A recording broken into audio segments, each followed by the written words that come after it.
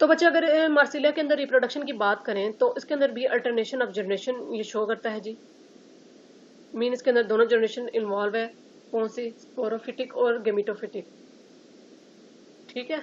और दोनों जो जनरेशन है वो क्या है? इंडिपेंडेंट है। मीन स्पोरोफाइट बनता है, फिर गेमिटोफाइट बनता है, गेमिटोफाइट बनता है, फिर स्पोरोफाइट बनता है। और दोनों किसी पे डिपेंड नहीं कर रही होती, दोनों इंडिपेंडेंट होती हैं। वो कहते हैं इसके अलावा मीन के दोनों जनरेशन के अलावा, अल्टरनेशन ऑफ जनरेशन के अलावा ये रिप्रोड्यूस करता है वेजिटेटिवली भी। मतलब मार्सिलिया के अंदर सेक्सुअल रिप्रोडक्शन, ए सेक्सुअल रिप्रोडक्शन के अलावा वेजिटेटिव रिप्रोडक्शन भी मौजूद है। और वो किसके जरिए हो रही होती है? वो ट्यूबर्स के जरिए हो रही होती है। अब ये ट्यूबर्स क्या होते हैं? ये बड की तरह के स्ट्रक्चर्स होते हैं जो क्या करते हैं? फूड को स्टोर करते हैं।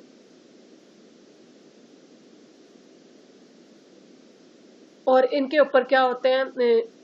इन बर्ड्स के ऊपर स्केल की तरह के छोटे छोटे स्केल्स प्रेजेंट होते हैं। ट्यूबर्स जो होते हैं वो डिटैच हो जाते हैं पेरेंट से और फिर क्या कर देते हैं? डेवलप कर देते हैं न्यू प्लांट को। अब जी एसेक्सुअल रिप्रोडक्शन की बात करते हैं। वेजिटेटिव रिप्रोडक्शन तो होगी, वो हमने देख लिया कि ट्यूबर्स के जरिए होती है। अब एसेक्सुअल रिप्रोडक्शन क्या है? बेसिकली ये क्या है जी? ये स्पोरोफाइट है। तो इसके अंदर एसेक्सुअल रिप्रोडक्शन के अंदर क्या होगी जी? स्पोर्स की फॉर्मेशन होती है और दो किस्म के स्पोर्स प्रोड्यूस होते हैं। मीन ये हेट्रोस्पोरस है, होमोस्पोरस नहीं है। एक ही किस्म का स्पोर प्रोड्यूस नहीं हो रहा जैसे कि हमने पिछले वाले में देखा था। उसके अंदर एक ही किस्म का स्पोर प्रोड्यूस हो रहा था और फर्दर आगे जर्मिनेट करके वो क्या आगे मीटोफिटिक जनरेशन की आगे इन्वॉल्वमेंट कर रहा था। लेकिन जो इसके अंदर है, इसके अंदर जो स्पोर्स प्रोड्यूस हो रहे हैं स्पोरेंजिया के अंदर, वो हेट्रोस्पोरस है। मीन दो किस्म के स्पोर्स प्रोड्यूस हो रहे हैं। और वो कौन कौन से हैं जी? वो मेगास्पोर्स हैं और माइक्रोस्पोर्स हैं। जो मेगास्पोर्स हैं वो मेगास्पोरेंजियम के अंदर प्रोड्यूस होते हैं, जो माइक्रोस्पोर्स हैं वो माइक्रोस्पोरेंजियम के अंदर प्रोड्यूस होते हैं। और ये दोनों जो स्पोरेंजिया है, मीन मेगास्पोरेंजिया और माइक्रोस्पोरेंजिया, ये एक सोरस के अंदर पाए जाते हैं। ठीक है जी।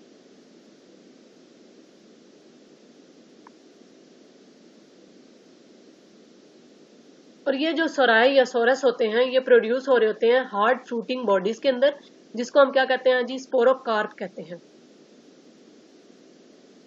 सोराय जिसके अंदर मेगास्पोरेंजियम और माइक्रोस्पोरेंजियम प्रोड्यूस हो रहा होता है, ये सोराय फर्दर आगे प्रोड्यूस हो रहे होते हैं फ्रूटिंग बॉडी के अंदर, जिसको हम क्या कहते हैं? स्पोरोकार्प।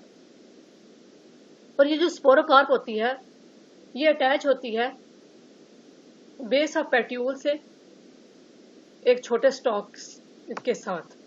मतलब एक छोटे स्टॉक की मदद से जो स्पोरोकार्प है वो पेट्यूल के साथ अटैच हुई भी होती है। और उस छोटे से स्टॉक को हम क्या कहते हैं? पेडंकल कहते हैं जी।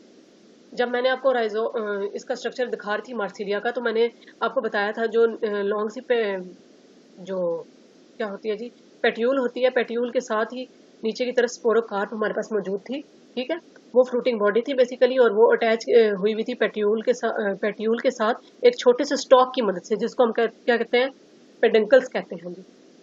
जो स्पोरोकार्प है वो बच्चे बीन शेप की होती है। और इसके पास क्या होती है? इसके पास हार्ड स्टोनी वॉल होती है जिसको हम कहते हैं कैप्सूल। वॉल के पास एक सिंगल वेस्कुलर बंडल मौजूद होता है और स्पोरोकार्प के पास दो अंदर की तरफ दो चैम्बर्स मौजूद होते हैं। हर चैम्बर के पास क्या होता है? रो ऑफ सोराय मौजूद होती है। अब जो वॉल है सोराय की, हर सोरस की वॉल है, वो अपना एंड्यूसियम बनाती है। एंड्यूसियम क्या है? ये एक प्रोटेक्टिव लेयर सी होती है जो कि प्रोटेक्शन प्रोवाइड करती है इसको फर्दर आगे किसी डैमेज वगैरह से। तो हर सोरस अपना क्या बना देता है? अपना एंड्यूसियम खुद प्रोड्यूस करता है। और हर सोरस के अंदर हमारे पास क्या होता है? रो ऑफ माइक्रोस्पोरेंजिया और मेगास्पोरेंजिया। और यंग स्पोरोकार्प के अंदर अंदर वाली साइड के ऊपर एक प्लेसेंटा सा प्रोड्यूस होता है। दोनों के दोनों जो प्लेसेंटा के दोनों साइड जो होती है प्लेसेंटा की, वो अल्टरनेट हो रही होती हैं एक दूसरे से। ये फर्दर आपको डायग्राम से मैं जब समझाऊंगी तो आपको इजीली क्लियर हो जाएगा कि यहाँ पे किस तरह से मतलब बात की जा रही है, किस तरह से अल्टरनेट है एक दूसरे के प्लेसेंटा। जो मेगास्पोरेंजिया और माइक्रोस्पोरेंजिया हैं वो एक सेम प्लेसेंटा के अंदर ही प्रोड्यूस हो रहे होते हैं। हर प्लेसेंटा के पास अपनी कवरिंग होती है जिसको हम एंड्यूसियम कहते हैं। माइक्रोस्पोरेंजियम जब मेच्योर हो जाता है, मेगास्पोरेंजियम माइक्रोस्पोरेंजियम से पहले मेच्योर हो जाता है। मीन के जो फीमेल वाला है स्पोर्स वो पहले मेच्योर हो जाते हैं मेल स्पोर की निस्बत। Single megaspore is formed in each megasporangium. एक सिर्फ से एक सिंगल मेगास्पोर होता है, वो फॉर्म होता है मेगास्पोरेंजियम के अंदर मेच्योरिटी के वक्त, लेकिन माइक्रोस्पोरेंजियम के अंदर ढेर सारे माइक्रोस्पोर्स प्रेजेंट होते हैं। अच्छा, फिर वो कहता है जब मेच्योरिटी हो जाती है तो जो सारे के सारे सेल्स होते हैं वो जेलेटिनाइज्ड हो जाते हैं।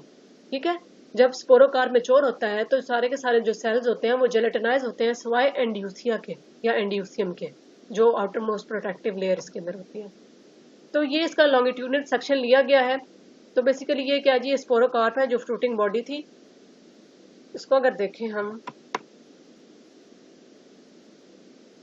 हाँ जी, तो ये सारा स्ट्रक्चर है बच्चे इसका। तो ये स्टॉक बंडल है, मतलब यहाँ से वो स्टॉक वगैरह निकलती है और यहाँ से फर्दर आगे अटैचमेंट हुई भी होती है। जो आउटर मोस्ट लेयर है ये एपिडर्मिस है और इसके अंदर वाली जो है वो हाइपोडर्मिस है। ठीक है जी, ये स्पोरोकार्प की वॉल है।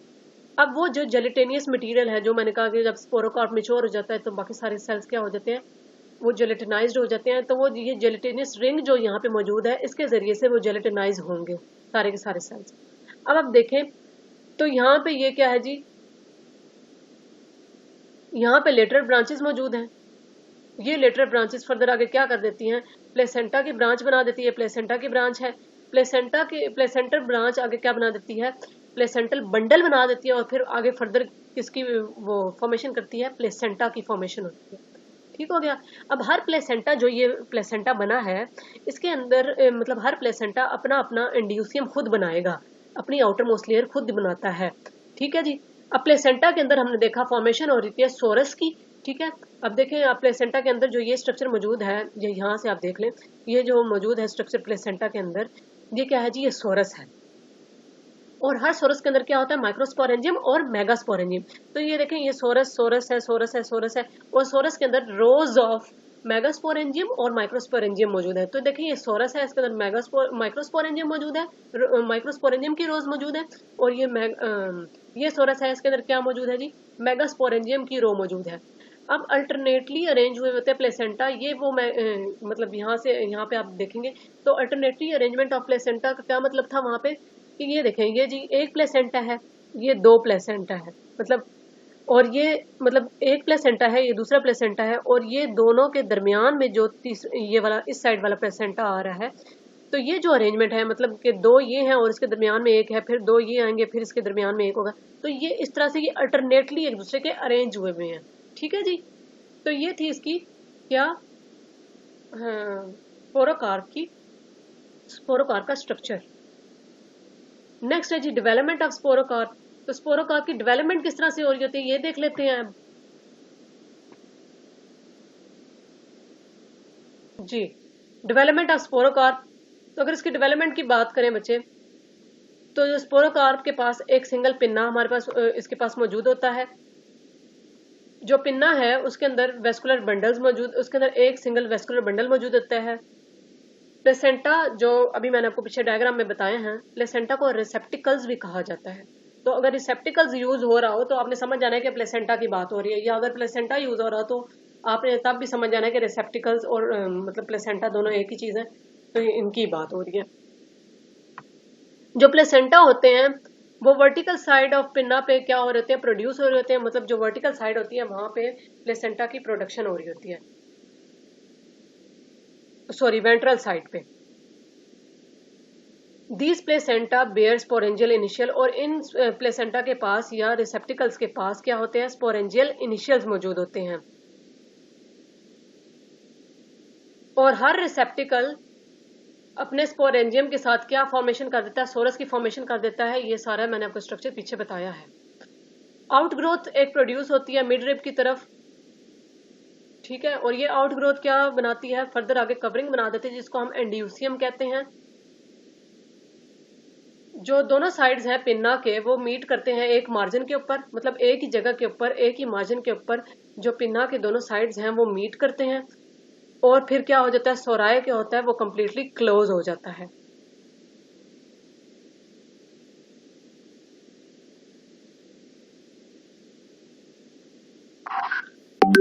The cells of wall become hard, और जो सेल्स की वॉल्स होती हैं वो क्या हो जाती हैं, वो हार्ड हो जाती हैं। इसकी वजह से जो शेप है स्पोरोकार्प की वो बीन की तरह की हो जाती है। तो ये था बच्चे इसकी डेवलपमेंट स्पोरोकार्प की।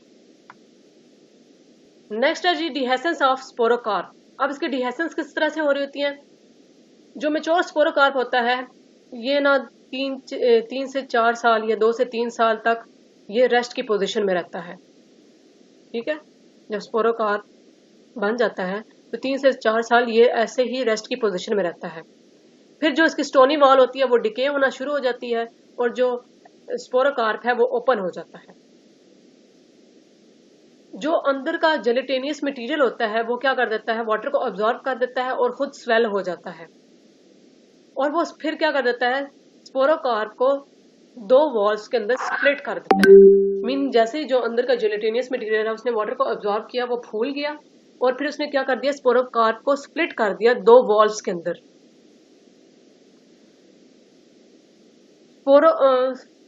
स्पोरोफोर या जेलेटेनियस जो कॉर्ड होता है वो वाटर को अब्जॉर्ब करता है, स्वेल हो जाता है और फिर बाहर निकलता है एक वॉर्म की तरह से, मतलब एक जैसे कीड़ा सा निकलता है अपने शेल से बाहर। इस तरह से जब स्पोरोकार्प वाटर एब्जॉर्ब करता है, ये स्पोरोफोर वाटर एब्जॉर्ब करता है, वो स्वेल हो जाता है और बाहर निकलता है इस तरह से, जिस तरह से एक कीड़ा वगैरह निकल रहा होता है ना अपने शेल से, उस तरह से।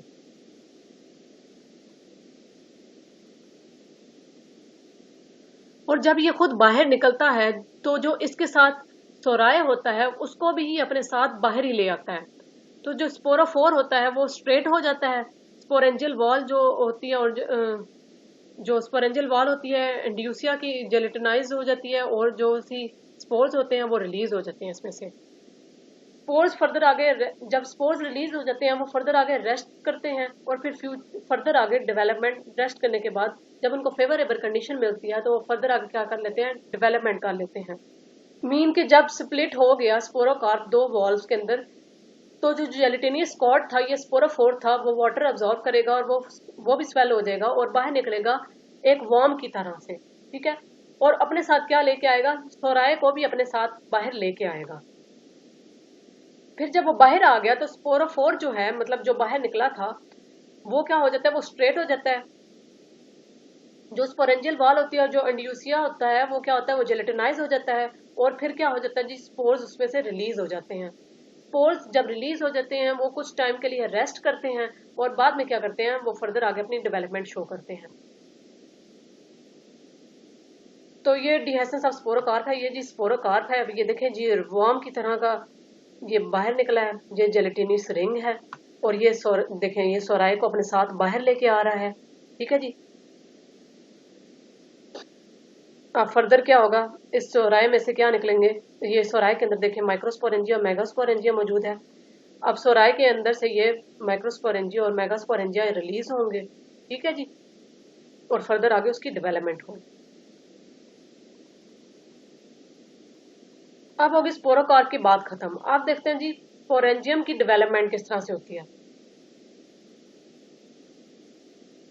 अब जो स्पोरेंजियल इनिशियल है वो प्लेसेंटा पे प्रेजेंट होता है, जो कि स्पोरोकार्प के अंदर मौजूद होता है। मीन के स्पोरोकार्प के प्लेसेंटा के अंदर हमारे पास स्पोरेंजियल इनिशियल्स मौजूद होते हैं। अब जो स्पोरेंजियल इनिशियल होते हैं फर्दर ये डिवाइड कर देते हैं और क्या बना देते हैं, मेगास्पोरेंजिया। स्पोरेंजियल इनिशियल जो कि प्लेसेंटा की साइड्स के ऊपर प्रेजेंट होते हैं वो फर्दर डिवाइड हो जाते हैं और क्या बनाते हैं, माइक्रोस्पोरेंजिया। दोनों जो स्पोरेंजिया है, मीन माइक्रोस्पोरेंजिया और मेगास्पोरेंजिया, उसकी डेवलपमेंट क्या होती है, वो सिमिलर उसकी डेवलपमेंट होती है। जो स्पोरेंजियल इनिशियल होते हैं वो कट ऑफ हो जाते हैं और क्या बना देते हैं, जैकेट इनिशियल बना देते हैं बाहर की तरफ, और खुद क्या बन जाते हैं, आर्चिस्पोरियल इनिशियल बन जाते हैं।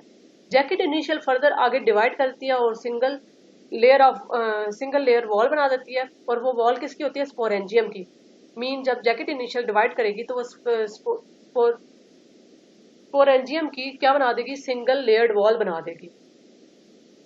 फिर जो आर्चिस्पोरियन इनिशियल थे वो कट ऑफ होके 2 टेप्टल सेल्स बना देते हैं, और टेप्टल सेल्स आगे डिवाइड होके 2 लेयर्ड टेप्टम बना देती है। टेप्टम क्या करता है, टेप्टम प्रोवाइड करती है नरिशमेंट ग्रोइंग या डेवलपिंग स्पोर्स को। फिर यही जो आर्चिस्पोरियन इनिशियल है फर्दर डिवाइड होके 12 to 16 स्पोर मदर सेल बनाएंगे। स्पोर मदर सेल्स के अंदर फर्दर मियोसिस होगी और 4 स्पोर्स बनेंगे। अब जो डेवलपमेंट हो रही है दोनों स्पोरेंजिया की, वो इसी तरह से हो रही है, मतलब दोनों का यही तरीका होगा, मीन माइक्रोस्पोरेंजिया का भी और मेगास्पोरेंजिया का भी। दोनों के दोनों स्पोरेंजिया के अंदर क्या होते हैं जी, ये यंग स्पोर्स होते हैं और इन स्पोर्स की क्या होती है, सिंगल लेयर्ड वॉल होती है। टेप्टम नरिशमेंट प्रोवाइड करता है डेवलपिंग स्पोर्स को। मेगास्पोरेंजियम के पास सिर्फ एक स्पोर होता है जो कि फर्दर आगे डेवलप करता है, बाकी सारे के सारे क्या होते हैं, वो डिसइंटीग्रेट हो जाते हैं और म्यूसिलिजिनियस मैस बना देते हैं। और जबकि जो माइक्रोस्पोरेंजियम है उसके अंदर क्या होता है जी, 32 to 64 माइक्रोस्पोर्स, ये सॉरी बच्चे यहाँ पे मिस्टेक हुई है, ये माइक्रोस्पोरेंजियम बना था, मेगास्पोरेंजियम गलती से यहाँ पे लिखा गया। तो माइक्रोस्पोरेंजियम के अंदर क्या होता है, माइक्रोस्पोर्स प्रोड्यूस हो जाते हैं।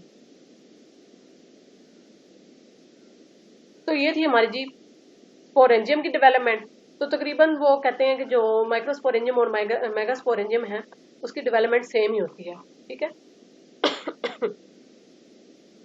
इसलिए दोनों को कलेक्टिवली यहाँ एक्सप्लेन किया गया। नेक्स्ट है जी गेमिटोफाइट। इसका गेमिटोफाइट किस तरह का होता है जी, गेमिटोफाइट में देखा जाए तो इसके अंदर दो किस्म के गेमिटोफाइट प्रोड्यूस हो रहे हैं, मेल गेमिटोफाइट और female gametophyte. Male gametophyte consist कर रहा होता है प्रोथैलियल सेल्स के ऊपर और 2 एंथ्रीडिया के ऊपर। मीन जो मेल गैमीट है उसके पास क्या है जी, प्रोथैलियल सेल मौजूद है और उसके पास क्या है, 2 एंथ्रीडिया मौजूद है।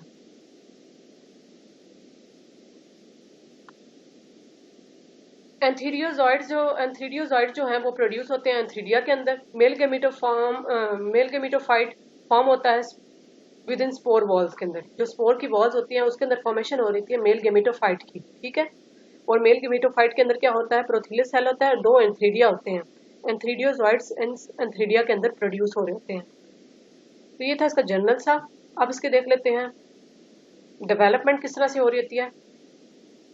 जो माइक्रोस्पोर्स हैं वो जर्मिनेट करते हैं और क्या बना देते हैं, स्मॉल मेल गेमिटोफाइट। माइक्रोस्पोर जो बने थे हमारे पास वो जर्मिनेट करके क्या बनाते हैं, स्मॉल मेल गेमिटोफाइट बना देते हैं। और फिर फर्दर ये जो मेल गेमिटोफाइट है ये अपनी सारी की सारी डेवलपमेंट किसके अंदर करता है, वॉल ऑफ माइक्रोस्पोर के अंदर ही ये अपनी सारी की सारी डेवलपमेंट करता है। जो माइक्रोस्पोर है इसके पास एक लार्ज न्यूक्लियस मौजूद होता है और छोटे छोटे ढेर सारे स्टार्च ग्रेन्स मौजूद होते हैं। न्यूक्लियस जो है वो पॉइंटेड साइड की तरफ मूव कर जाता है, ठीक है। और जो स्टार्च ग्रेन होते हैं ये अपने आप को पेरिफ्री की तरफ अरेंज कर लेते हैं। माइक्रोस्पोर फर्दर आगे डिवाइड कर देता है 2 सेल्स में और क्या बन जाता है, स्मॉल प्रोथीलियल सेल बन जाता है और लार्ज जो सेल होता है वो डिवाइड कर और स्मॉल सेल बनता है और लार्ज सेल बनता है। जो स्मॉल सेल होता है वो प्रोथीलियल सेल होता है, जो लार्ज सेल होता है वो डिवाइड करके आगे 2 एंथ्रीडियल इनिशियल बना लेता है। जैसे जब अभी हमने ऊपर इसका सिंपल मेल गेमिटोफाइट देखा तो मैंने आपको बताया था कि ये कंपोज कर रहा था 2 सेल पे, प्रोथीलियल सेल पे और एंथ्रीडिया पे, ठीक है। तो यहाँ पे ये वही चीज बताई गई है कि वो किस तरह से उसकी फॉर्मेशन हो रही है।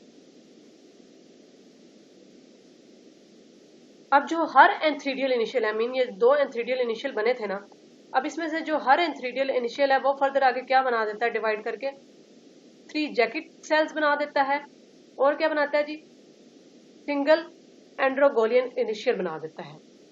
अब जो ये एंड्रोगोलियन इनिशियल है एंथ्रीडियम का फर्दर डिवाइड करके एंड्रोसाइड्स बना देता है या एंथीरोजॉइड्स मदर सेल्स बना देता है। अब ये एंथीरोजॉइड जो मदर सेल्स हैं इसके अंदर क्या फर्दर आगे ये क्या बना देती है, फॉर्मेशन किसकी करते हैं, एंथीरोजॉइड्स की फॉर्मेशन कर देते हैं।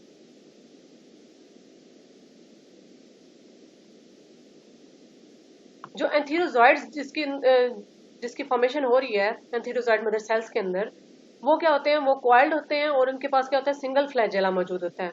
जो प्रोथीलियल सेल और जैकेट सेल है दोनों एंथ्रीडिया का, वो क्या हो जाता है, वो डिसइंटीग्रेट हो जाता है और एंथ्रीडियोजॉइड फ्री हो जाते हैं और सराउंडिंग वाटर के अंदर।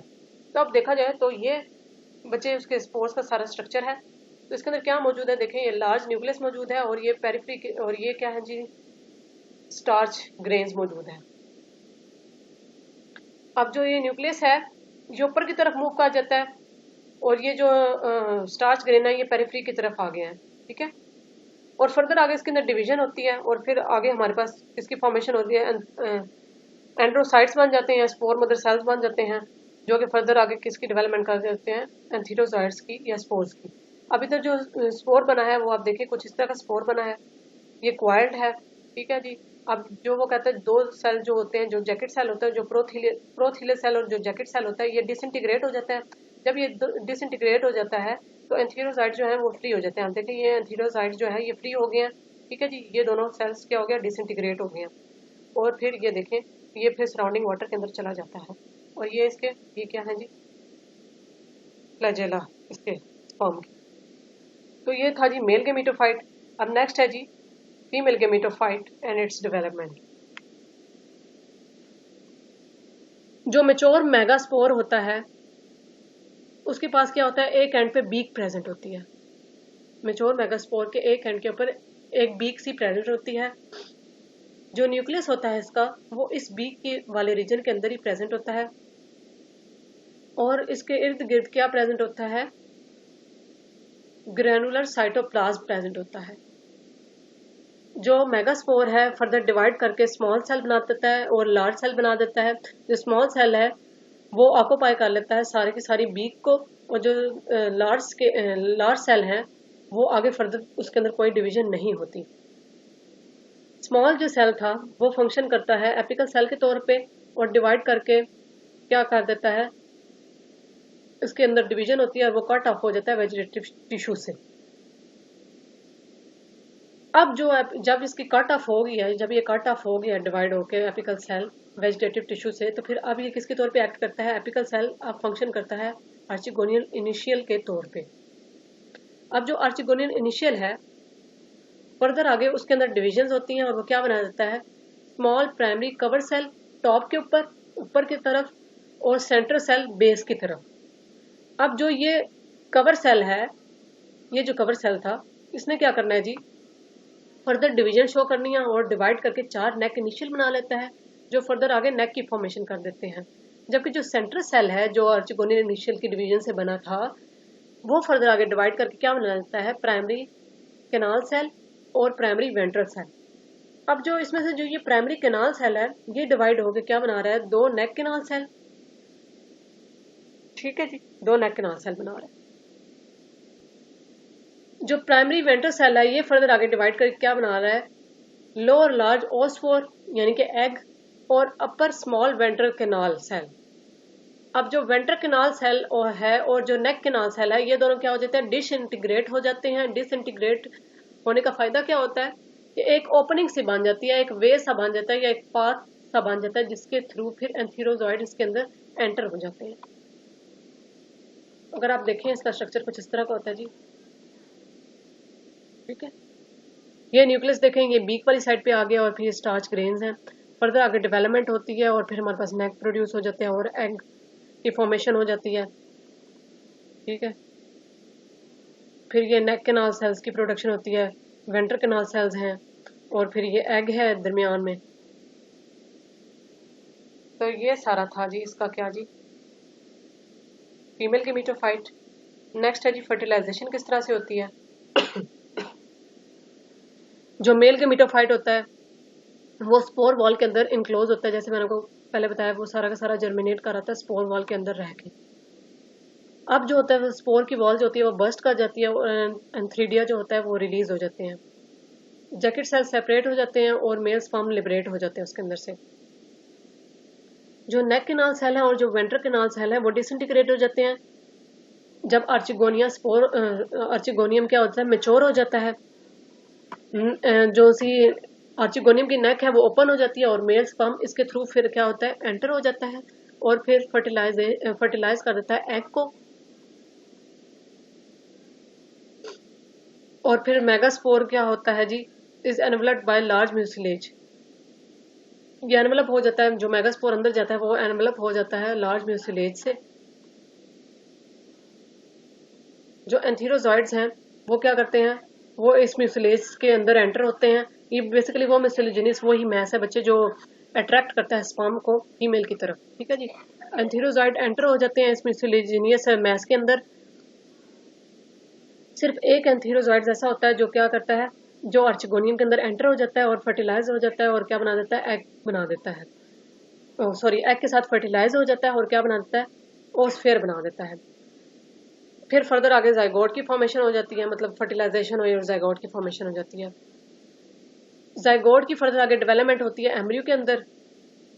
कब होती है, फर्टिलाइजेशन के कुछ घंटे के बाद होती है जाइगोट की डेवलपमेंट एम्ब्रियो के अंदर। अब जब एम्ब्रियो के अंदर उसकी डेवलपमेंट हो रही होती है तो उसके अंदर दो डिवीजन होती हैं। एक जो डिवीजन होती है जाइगोट के अंदर वो हॉरिजेंटली डिवीजन होती है, मतलब वो जाइगोट जो है वो हॉरिजॉन्टली डिवाइड हो जाता है। हॉरिजॉन्टली किस तरह से डिवाइड होता है कि वो पैरेलल हो लॉन्ग एक्सिस के, किसके, आर्चिगोनियम और मेगास्पोर के लॉन्ग एक्सिस के पैरेलल हॉरिजॉन्टली डिवाइड करता है जाइगोट। ये पहली डिवीजन होती है। और जो दूसरी डिवीजन इसके अंदर होती है एम्ब्रियो के फॉर्मेशन के लिए जाइगोट के अंदर, वो ये होती है कि जो सेकंड डिवीजन होती है उसके अंदर फॉर्मेशन होती है 4 सेल्स की। 2 अपर सेल होते हैं और 2 लोअर सेल्स होते हैं। जो अपर सेल्स होते हैं, 2 अपर सेल्स होते हैं वो कॉटिलीडन और रूट्स बना देते हैं, और जो 2 लोअर सेल होते हैं वो स्टेम और फुट बना देते हैं। ठीक है। गेमिटोफाइट जिसका फेस सॉइल की तरफ है वो क्या आगे फर्दर फॉर्म कर देता है, राइजोइड की फॉर्मेशन कर देते हैं। और कॉटिलीडन और जो रूट है वो ग्रो करती है और क्या कर देती है, ब्रस्ट करती है क्लिप्ट्रा को। क्लिप्ट्रा एक प्रोटेक्टिव लेयर से मौजूद होती है इस सारे के स्ट्रक्चर के ऊपर। ठीक है। ये प्रोटेक्टिव लेयर किस तरह से ब्रेक होती है, किस तरह से बस्ट होती है, जब कॉटिलीडन और रूट ग्रोथ शो करते हैं। और जब इसकी क्या नाम है वो बस्ट हो जाएगी प्रोटेक्टिव लेयर, तो फिर क्या होगा, ये रूट भी फर्दर आगे ग्रो करेगी, कॉटिलीडन की भी आगे ग्रोथ होगी और इस तरह के सारे पार्ट्स इसके ग्रो करते जाएंगे और हमारे पास फॉर्मेशन हो जाएगी किसकी, एक नए स्पोरोफाइट की। तो इस तरह से ये क्या हो गया जी, इसका पूरा ये साइकिल कंप्लीट हो गया। तो जी ये इसका पूरा लाइफ साइकिल है मार्सिलिया का। स्पोरोकार्प होता है, इसके अंदर क्या होता है जी, माइक्रोस्पोरेंजियम भी मौजूद होता है और मेगास्पोरेंजियम भी मौजूद होता है। माइक्रोस्पोरेंजियम क्या करता है, माइक्रोस्पोर मदर सेल प्रोड्यूस करता है, megasporangium megaspore mother cell produce करता है। फर्दर आगे जिससे हमारे पास क्या होते हैं, उसके अंदर मियोसिस होती है और मेगास्पोर प्रोड्यूस होते हैं और माइक्रोस्पोर्स प्रोड्यूस होते हैं। फिर आगे हमारे पास आगे जी गेमिटोफाइट जनरेशन शुरू होगी, जिसके हमारे पास एंथ्रीडियम और आर्चिगोनियम था जी। एंथ्रीडियम ने क्या बनाया, एंथीरोजॉइड्स बना दिए। आर्चिगोनियम के अंदर एग की फॉर्मेशन हो रही थी, दोनों आपस में मिले, फ्यूज हुए। मेल का स्पर्म आके एंथीरोजॉइड्स आके फ्यूज हुआ एग के साथ और क्या हुई, जाइगोट की फॉर्मेशन हुई, फर्टिलाइजेशन हुई, ओस्पोर बना। फर्दर ओस्पोर आगे फर्टिलाइजेशन के कुछ घंटे के बाद उसने एम्ब्रियो की फॉर्मेशन स्टार्ट की और फिर हमारे पास एक यंग स्पोरोफाइट बन गया, यानी कि फर्दर हमारे पास क्या बन गया जी, यंग मार्सिलिया की फॉर्मेशन होगी। तो ये सारा था जी मार्सिलिया का लाइफ साइकिल।